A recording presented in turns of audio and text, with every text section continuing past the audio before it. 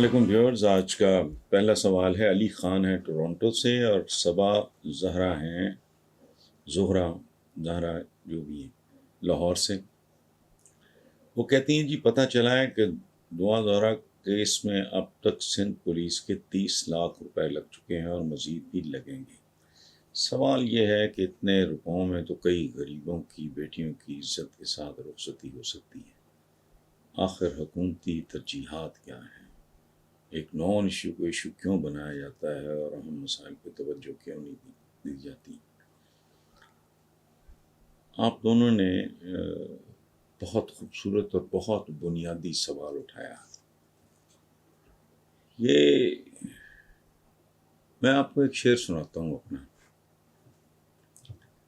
بے نظیر بھٹو کو بھی بڑا پسند تھا، کوٹ کیا ہے ان کی ایک کتاب ہے وے آؤٹ، ان کی بی بی بے نظیر کی تقریروں کا مجموعہ، اس میں بھی یہ شامل ہے۔ اپوزیشن پارلیمانی گروپ سے خطاب کرتے ہوئے انہوں نے وہ شعر بولا۔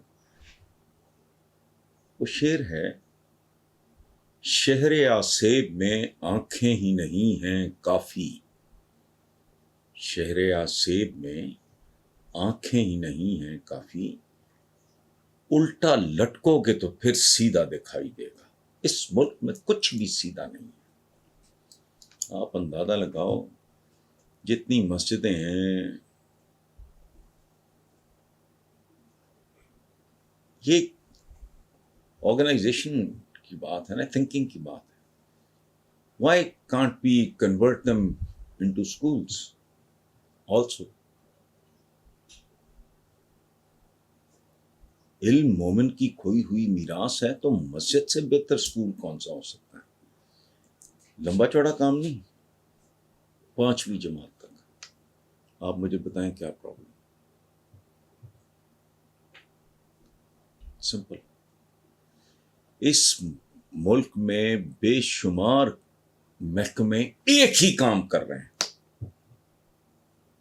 اس ملک میں لوگ illogical سیلریز کے ساتھ، سرکاری ملازمین زندہ ہیں، مجال ہے کسی بے شرم بے حیا بے حس آدمی کو یہ اسٹرائک کرتا ہو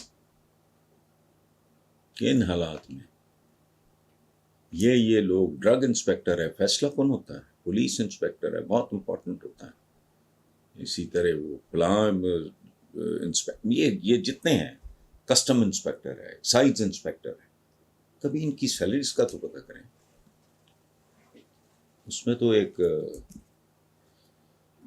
مطلب زندہ رہنا ممکن نہیں ہے، لیکن یہ ایک عجیب و غریب، یہ میں نے کہا نا شہر آسیب کا مطلب ہے جادو نگری ہے، یہ آسیب زدہ ملک ہے۔